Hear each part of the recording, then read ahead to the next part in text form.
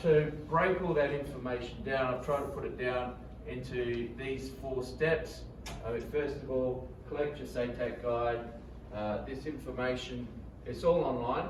If you're an electronic person, you like the whole, all your information to be kept electronically, so you don't have piles of books, it's all online. But if you're a hard copy kind of person and you like a physical book to flick through, to highlight with a highlighter, they're there for you, no charge.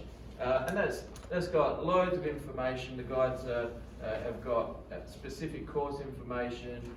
There's tables about prerequisites, selection ranks, lowest, what we used to call cut-off scores, which is the lowest selection rank, and really useful information in there. And there's of course guaranteed selection ranks there. So step 1, grab your guides. Step 2, I'm going to go through a whole range of ways that you can get really important information so that you can make decisions that are based on an informed decision. You can make decisions based on good quality information. Then if you're still unsure, you can come and see the counsellors. And finally is to apply online. So we're going to go through each of these steps. So step 1, there's a few guides available today. Specifically, there's the SATAC guide, but there's also one guide for each of the 3 universities if you're thinking of going down the university pathway. But there's a expo next week on the 13th, on Thursday next week, basically from 11:30 until 1:30. So you can even come at lunchtime, or you can come if your teacher brings you along during that time, would be great. But this whole top floor is going to be absolutely full of people there with different guides, loads of different guides for each institution. And that's all part of gathering your information. I'll talk to you more about the expo in a moment. So the other excellent way of gathering information is typically to go to the open days. Now, the open days are actually starting at the end of this week and the beginning of next week, and keep going right to the 26th of August. Okay, that's because they've got a different format this year. For obvious reasons, you can still step on campus. You can still actually book in and turn up, or you can go for the virtual open days. In either case, it's not like it was last year where you could just turn up and there was music and there was food and there was free giveaways and you could walk around. In all cases, in all 3 universities, and I'll go through the other slides in a moment, but in all cases you have to book in. If you're planning on booking in for the virtual experience, yes, you book in. If you're going for the on-campus experience, you book in. So it's not automatic. So if you want to go to the virtual tour, the virtual open day, you'll need to register soon. So you actually go to the website. I've made it easy for you last night. I don't know if you've noticed, but if you check your emails, I emailed out all students the list of basically UniSA, Flinders, Adelaide. Click here to register. Alright, so just to make it easy for you, so you don't have to go hunting around doing Google searches and that sort of thing. Just go to your email. You'll see the email that I sent you there last night, and click the link and it'll bring you to a page like this. If you're wanting to go to UniSA Open Day, or this one, if you want to go to the Flinders Open Day, and again notice you need to register, and they used to give lots of free giveaways and things like that. Well, they're still putting that money in, but they're putting that money into competitions and things to make the virtual experience just as fun and exciting. and they've got virtual activities you can do as opposed to the hands-on ones that they used to have. But again, there's options to book in campus tours, and they go from the 10th to the 15th of August. So again, we're looking at next week, essentially. So you can't delay on this one. If you want to get some information, you want to go do virtual tours or physical tours, UniSA have got all the way to the 26th, but for Flinders and for Adelaide, they've just got the virtual tour, but I'm sure that if you contact them, they'd probably arrange an on-campus tour as well. But I think they're pushing more for the virtual experience. So again, I've sent you the link for this. Click on to register now, and you can see the timetable of what talks they have and when, so that you can be there live for certain talks. And that's on August the 16th, so that's not next week, just after. Alright, so the reason why you'd consider going there, if you can manage a on-campus tour, you can see the facilities for yourself rather than just reading about them. Either way, whether it's virtual or on campus, you can listen to the lecturers, you can listen to the students who are in the faculties, ask questions. In both cases, you'll be able to ask them questions, and in both cases, they will have activities for you, although it'll look different. I don't know exactly what it'll look like. In the past, they've had escape rooms from the engineering department, and they had like CSI crime scene things for people who are into forensics, and a whole range of those sorts of activities. But this year, I don't expect they'll have too much of that, but they'll have online virtual activities to do. If you can't manage to get away to those, either the virtual or the on-campus tours, another important way to gather your information is by coming to the Career Expo next week. It's going to be pretty big. We've got, you probably can't see that from there, but there's a lot of multimedia, nursing and midwifery, the universities, Clip Joint, and a bunch of others, TAFE, SA. But actually not only that, there's also support agencies, people that help students in finding trades, places like Peer, or who set people up for apprenticeships, and yeah, so there's also support services, as well as a whole range of different trainers, vet trainers, and of course the South Australian universities. And there will be loads of brochures, and they're the experts. They know all the details. You'll be able to walk away with lots and lots of good quality information, and they usually bring freebie giveaways, pens, and squishy balls, and that sort of thing. And as I said before, it's a little bit different this year. In the past, we've just had it in this space, but this year we're actually going to have it mapped out in all the different classrooms.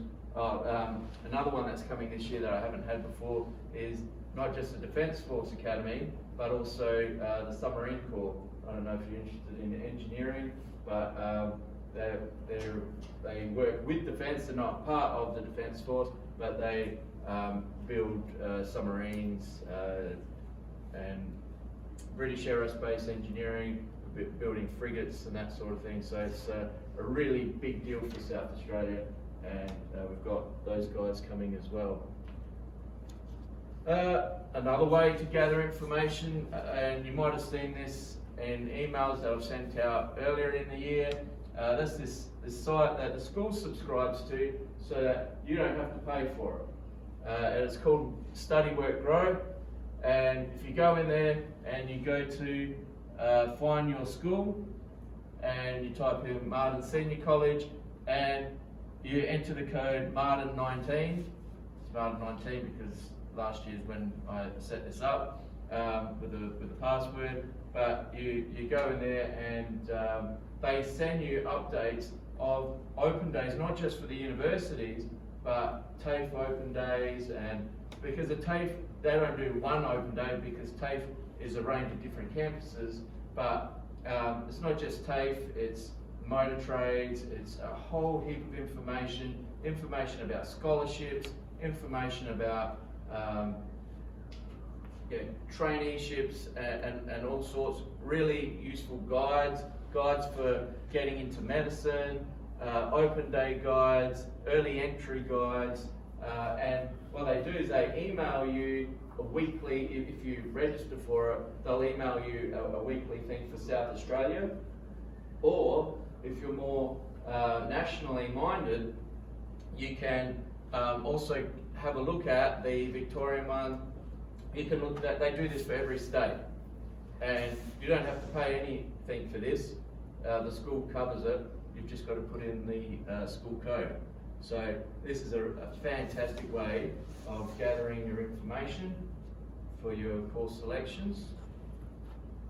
All right, now once you've got all that information and you're trying to make sense of it, you're trying to work out exactly what's going to work for you. You might have a lot of questions about, could you sit down with me and help me start my application? You might not understand exactly how the adjustment factors work. How's that going to affect my selection rank, other ATAR information, stat tests, those sorts of things. So come along to Student Services. If you'd like more one-on-one support with your application process, then by all means come along, book a time with one of us and we'll help you navigate through that. But by all means, if after today and obviously next Thursday, you know what you're doing, then go for it. I mean, the other sorts of things that you might like to ask and would be useful next week is to find out, well, if I don't get into my first preference, what course should I put in as my second preference that might be a good pathway leading into my first preference later down the track? Now, these are good questions to ask, and it would be excellent to ask that of I'm thinking more universities when they're here next week. And then finally, you apply online. And again, if you go to, you just Google SATAC, or you go to this web address, you'll find, it just so happens that it opened up for applications yesterday. So now is the time to be thinking of this. Now is the time for action and planning and action regarding what you're doing next year. You don't want to think about it too long. So if you go to that website, you'll come to this. Whether you Google it or you go directly to the URL, you'll get this green page, apply now, but actually there's the three different bubbles under there: undergraduate, postgraduate, or TAFE SA. You're going to want either undergraduate or TAFE SA. You don't want the purple one. The purple one is postgraduate. That's for people who already have a bachelor degree or a graduate certificate or something like that. They're looking to do their honours or their masters or a grad diploma or something like that. So that's not for you. One of those two are for you. And thing is, you can have 6 preferences for the universities. It sets you up. You can apply for not just the 3 South Australian universities, but there's Central Queensland, there's Charles Darwin, and a couple of others, Tabor, and they're all in your SATAC guides as well. So you've got 6 preferences there, and then you can also do an application for TAFE SA. That's not going to cost you anything. The TAFE SA one is free, the application there, and that'll open up this red portal as opposed to the blue portal. And you can do another 6 preferences there. So, but this blue one is going to cost you. To apply, it's going to cost $45 to apply for university through any of those unis in your SATAC guide. SATAC charge you to go through that process. And when you click on enroll so if you go to undergraduate and then you go to apply for courses, it's going to bring up this, and you'll need to put in, you're probably going to have to create a new one, because even if you're a year 13 and you say, oh, I've already done this last year, I've got an account. Actually, you need to make a new account for 2020. And when you do it and it asks for your email, don't put your Martin email. Right, a lot of times, like the teacher might say, oh, use your Martin email, check your Martin email. That's true for most things, but this thing, you don't want to use your Martin email.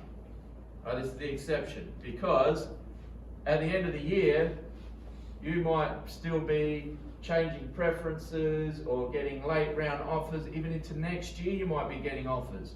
How is SATAC going to communicate with you with your email address? If you're not a Martin student anymore, it's going to cause problems. So what you're doing is you are using your own Gmail or Hotmail or whatever email you use at home. That's what you should be creating your account with. Prove that you're not a robot, and you're good to go.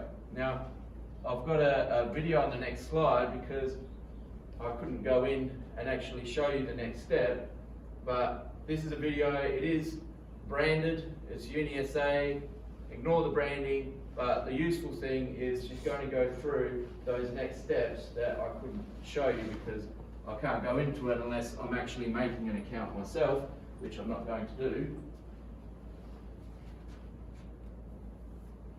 Before I play, any questions so far? Like I said, I'm going to be firing a lot of information at you, so so stop and interrupt me. That's fine, just put up your hand and I'll be happy to answer your questions. Hi, my name's Olivia and I'm from the Student Liaison team at the University of South Australia. By now, you might have a good idea of what you're looking to apply for next year, or you might still be exploring your options. If you're looking to apply to study with UniSA next year, it's now time to start organising your SATAC application. The UniSA and SATAC websites are great resources to research the range of programs available to you. Visit our study page to learn more about the different study areas and possible careers that may interest you. From there, you can investigate the program structure, assessments, placement or work experience opportunities, contact time, and so on. Applications to study next year open in early August. Armed with a list of preferences, you can now jump onto the SATAC website to begin your application. Make sure you submit your application ahead of the early closing deadline to avoid any late fees. You can still submit your application up until the equal consideration deadline and be given equal consideration, but a late fee will apply. To do this, head to the SATAC website, click the blue undergraduate button and select Apply for Courses. Make sure you register with SATAC using your personal mobile number and email address. Follow the steps to register and log into your account. Within your SATAC application, you'll be able to list up to 6 preferences. When ordering your preferences, we strongly recommend that you list your preferences in order of passion, not in order of ATAR. This is because SATAC will offer you the highest preference you're eligible for. In terms of eligibility, make sure you meet the entry requirements, such as prerequisites, before adding any preference to your application. We also recommend that you utilise all 6 preferences, including some pathway options such as foundation studies and diplomas offered through UniSA College, which can be added further down your preference list. UniSA College offer foundation studies as well as a range of diplomas, including health, IT, science and the environment, construction, engineering, business and arts, which can provide a supportive pathway into your desired UniSA degree. For more information about pathways and alternative entry methods, visit our website. If you are looking to sit the Special Tertiary Admissions Test, also referred to as the STAT test, You can elect to sit this through your SATAC application. Check out our website for more information. Once you have submitted your application, remember to pay your SATAC fee, as your application won't be considered and an offer won't be made until this is complete. You can change your preferences after your application has been submitted. However, make sure this is finalised ahead of the change of preference deadline. If you have any questions about your SATAC application, contact SATAC directly. However, if you need more advice about your program choices, attend Open August, a series of events taking place online and in person. Log into our virtual open days online from anywhere, or step onto one of our campuses for an in-person tour. And remember, our team are here to help you, so call us or submit an online inquiry to receive further advice. We look forward to seeing you at the University of South Australia, SA's #1 university for graduate careers soon.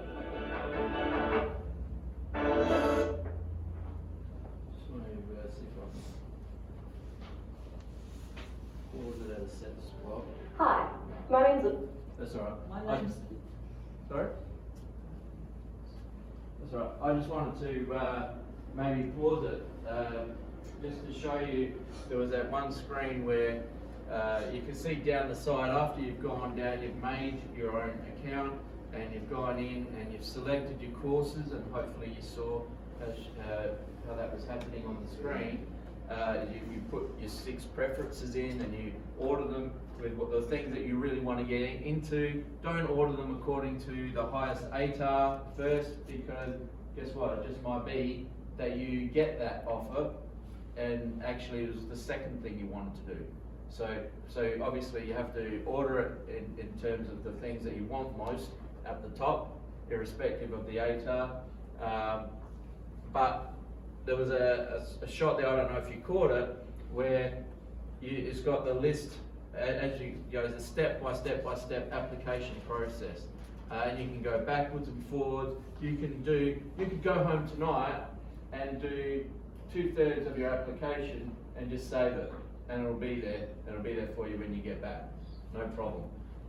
You can put some preferences in, and in terms of doing that, it's a very good idea. Even if you put any old course in there, courses that you've got no intention of doing, pay your $45, and then you will never get done for having to pay an extra late fee of, in the end it comes to $185 if you don't get this done by September. Because then you've got, once you've paid it, you've got up until December to change your preferences, to delete them, to put 6 whole different preferences in. You might put underwater basket weaving or whatever in there, winemaking as your preferences, just to get your application in. But then as long as you've done that by the end of September 30th, after that date, you're looking at $185 for your SATAC application. So that's crazy. But yeah, you can go back and you can change things as long as you remember your username and password, and you've got your email address there. You can always change those things. Right, I want to talk to you about your SACE results. They're going to come out around about the 14th, 18th of December. That hasn't been announced yet exactly, but you can always check. You can always see your own what SACE subjects you're enrolled in. You can check if you're going to get your SACE, and of course, when those results come out, you can go online and you can see what your SACE results are. And to do that, you want to come, you can Google SACE, go to the SACE website and go to Students Online. That'll open up this portal, and you're going to need to know 2 pieces of information: your SACE registration number and your PIN. Now, unless you've gone in and changed your PIN, which you can, by default, your PIN is your day and month of birth. So for me, my birthday is on the 17th of November, so my PIN would be 1711. Right, so that's where you go to for your results when they come out mid-December. If you you're going to get a printout, something like this, from SATAC. I know it's got a person's name on there, but I just took this off of Google Images, so it couldn't be too confidential. But what you're going to see is the students, the subjects that you're in, that you did.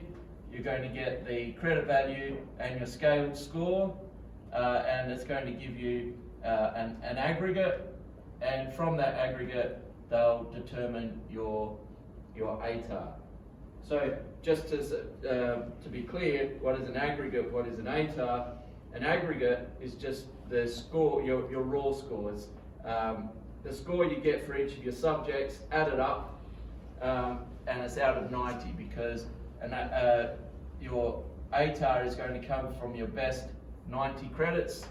Each full year 12 subject is worth 20 credits, 20, 40, 60, 80, sorry, this person's done more, 20, 40, 60, 80, plus the 10 credits might be the research project, might be an additional subject they've done, is going to give you the 90 credits, and they'll work out the ATAR from that, the rank. So they get the raw score, and they line up, the computer lines up all the students' scores across the state, and whoever's at the top, or across Australia, whoever is in the top 99.95%, or the top 0.5% of the state, is going to get an ATAR 99.95, and everyone else will get ranked all the way down, and you'll be in there somewhere, hopefully near the top end, depending on your raw score and where that comes into it, which is why it's kind of fair. Even with the disruptions you've had this year, it's kind of fair because, well, they see it, everyone in the state is under the same conditions. They're not ideal conditions, but it's affecting everybody, and so maybe the aggregate from this year will have a different rank than it did in previous years. Who knows? You can never predict that sort of thing. But again, if this is something that you'd like to know more about, it's a good opportunity to go to Student Services, book in with a counsellor, and we can explain it in more detail. Right. You probably know about bonus points. Okay, they're not called bonus points anymore. They're called adjustment factors. And what do? They really only apply for South Australian universities. I want to point that out. It doesn't actually affect your ATAR. Your Australian tertiary admission rank is your rank. And you use that rank to get into any university in Australia, but what you're looking at is adjustment factors that affect your aggregate, that affect you getting into South Australian universities. It affects your selection rate for those universities. You can get a maximum of 9 adjustment factors, and there's no special rules for UniSA or Flinders or Tabor. They're all the same. There's 2 schemes. One of them is going to be you could get a maximum of 4 possible points. You can't get more than 4 for doing subjects such as English literary studies, math methods, that sort of thing. That'll get or a language other than English. If you did German or Italian or French and so on, they'll get you 2 points. Each subject is worth 2 points, up to a maximum of 4 points. All right, so they're your subject bonus points. The other scheme, the other equity scheme, the other adjustment factor scheme is the equity scheme, and that's 5 points. And you either get them or you don't. There's no, you can get 1 or 2 or 3. You either get 5 points or you get no points. And you get those if your household income falls below a certain threshold. And certainly if you get the healthcare card from Centrelink and you're on school card, then you're eligible for those 5 equity points. Or if you go to certain schools that are disadvantaged, might be rural or that sort of thing, you can get those points automatically by default. You're not going to get those points at Martin, but you will get them, if you will always get them if your household income falls below a particular threshold. So there's your maximum of 9 points. That affects your aggregate, which can have an enormous impact on your ATAR, or not your ATAR, on your selection rank, and could be the difference with getting into South Australian universities or not. It often is. It makes a very big impact on your selection rank. If you're wondering, you can't use those points for getting into medicine.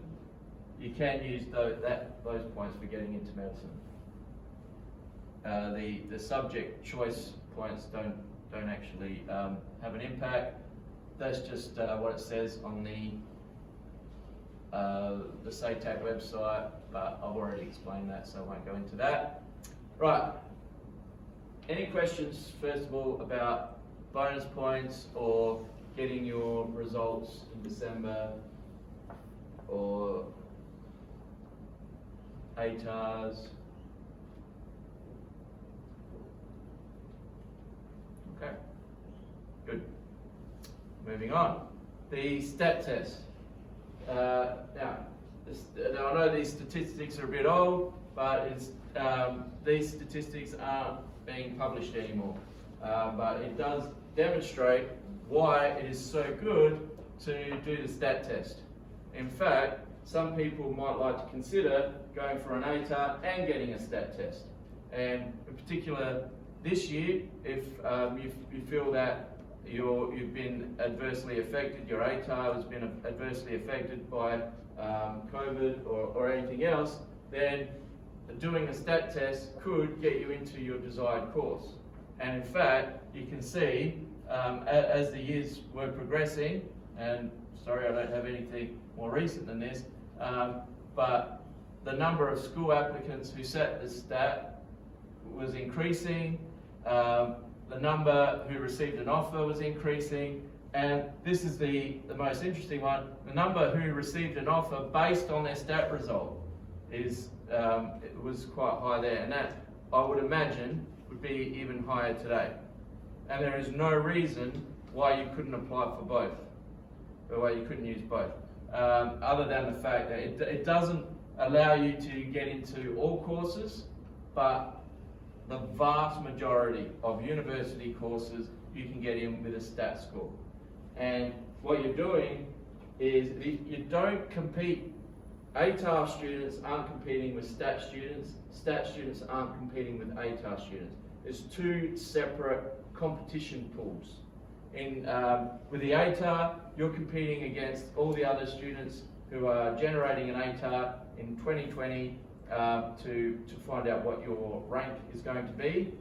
With the stat test, you're competing for a small number of places in every single course, or in most courses, you're competing against other people who sat the stat test. This test usually comes up in November. It's November this year, and I'll be running a preparation session in September for those students who are interested. It's only going to be a basic thing about these are the sorts of questions you can expect. Here's the information that you need to apply. To apply for it, basically, you do that with your SATAC application form. As you're filling in your SATAC application form, it will ask you if you want to sit the stat test as well, and that's around about $150 to do that. Any questions about the stat test?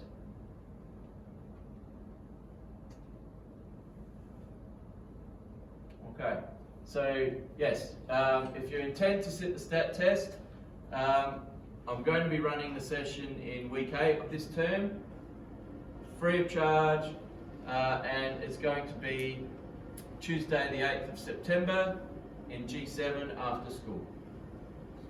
And all I ask is that you book in with Joe in the book room so that I've got your contact number and your email, that sort of thing, so that I can call you and remind you closer to the day.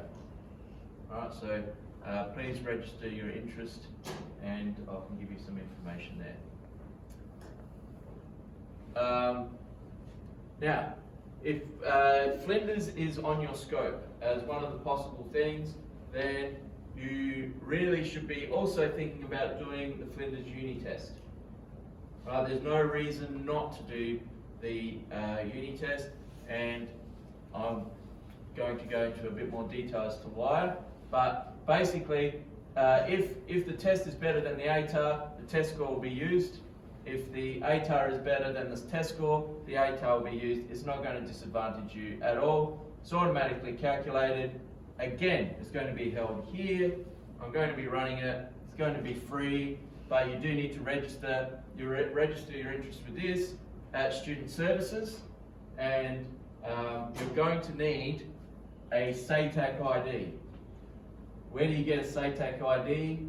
When you go to register on SATAC, you know how I showed you, and you pick your subjects and things like that. At the end of it, you're going to get a SATAC ID reference number. I need that to send to Flinders Uni so that you can do the test, but that's not until term 4. It's week 1, term 4. So you've got time on this. Focus on your application first. Now, due to COVID, this year, the universities are doing things a little bit differently. Okay, they are considering the disruption that may have been, and this is where this is all new territory. And probably, hopefully, you've seen my video that I sent out via emails. It's on the website, but Adelaide Uni are taking people in to courses based on their Year 11 results. You still have to finish Year 12. You still need to get your SACE. You still need to go through and complete this year, but they will give you access to a huge range of courses based on your Year 11 results. It's an excellent thing to look into. However, you don't have forever to look into it, because the cut-off is Friday the 21st of August. You are quick. If you want to take advantage of this opportunity, you need to get onto this now, like absolutely straight away, because there's forms to fill out that you can collect from Student Services. They've been sitting there for weeks and weeks since I sent that email out. You need to fill them out, return them. One of the forms is permission from your parents for us to exchange information with Adelaide University. One has your results, your Year 11 results you have to fill in, and also you need to give me evidence of your Year 11 results, like a report card from your previous school. Be easy if Martin is your previous school for Year 11, but if not, you'll need to contact your previous school or dig through your records, and you need to do that very, very soon. Otherwise, you can forget that opportunity. It'll be gone. Flinders Uni test. Right, what they're doing is they say, okay, you might have been affected by COVID.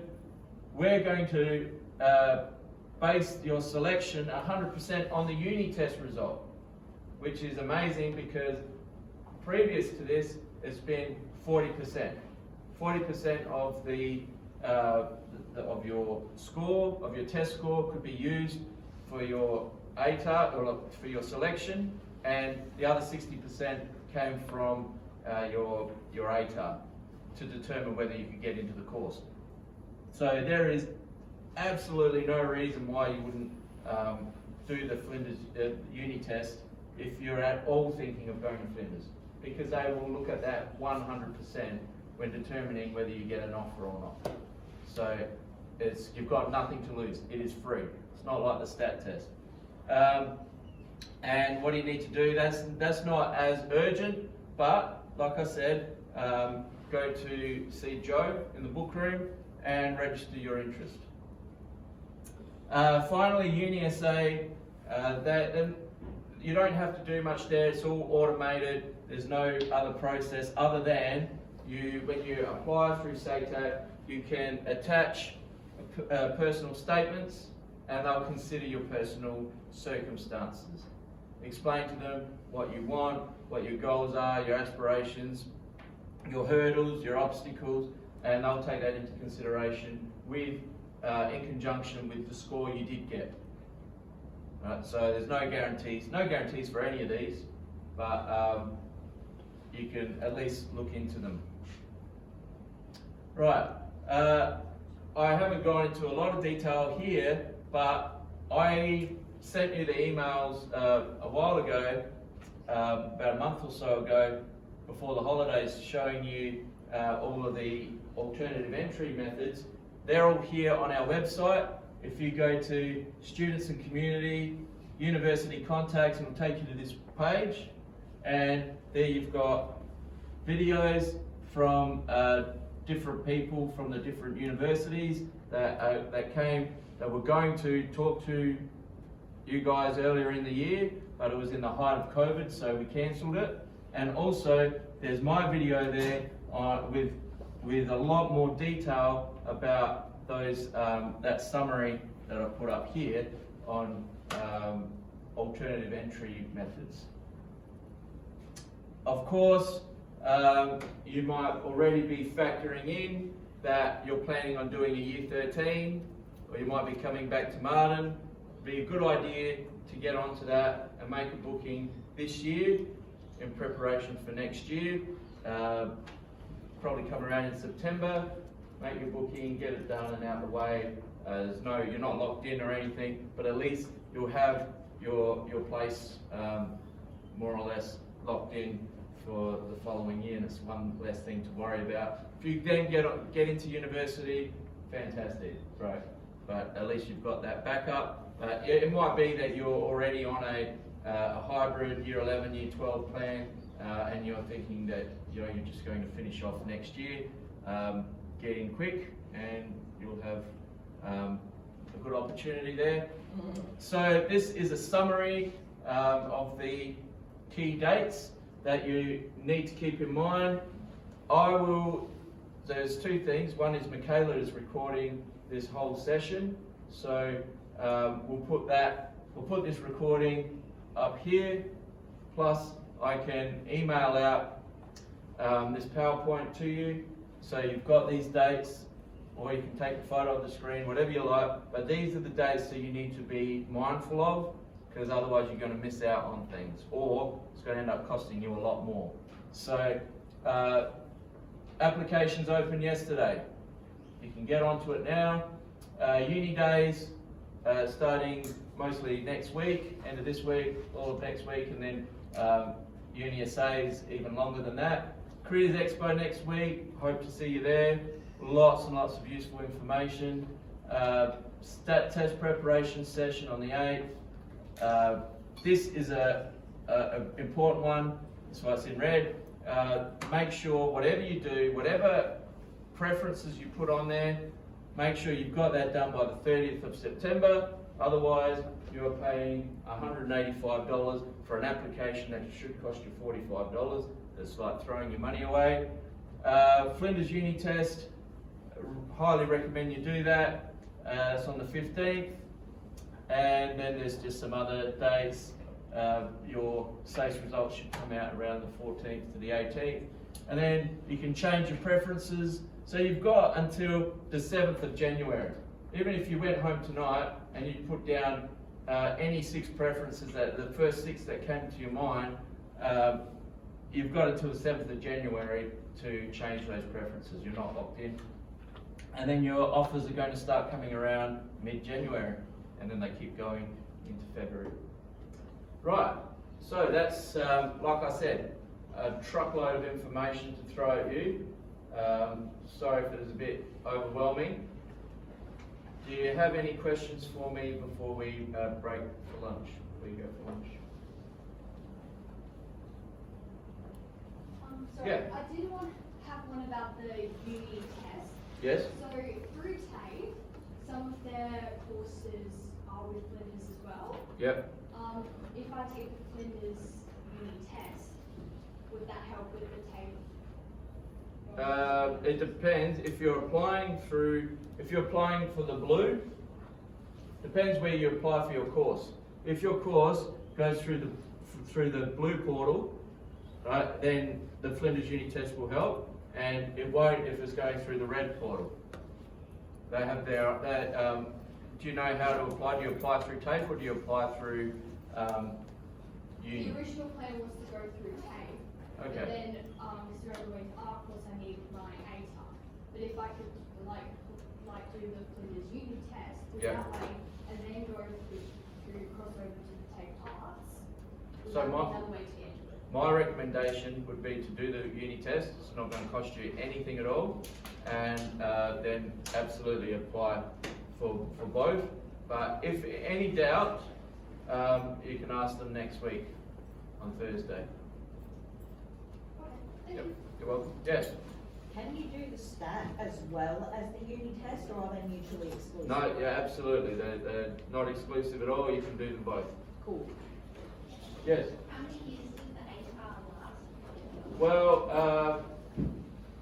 I think you're good for up to 3 years. So if, say, I missed out on my course this year, Yeah. and I wanted to reapply, I could reapply using my N12 grades from this year next year. Yes, but I wouldn't guarantee any of those other alternative pathways, but your ATAR is going to be usable next year, no problem. Thank you. You're welcome. All right, have a great afternoon.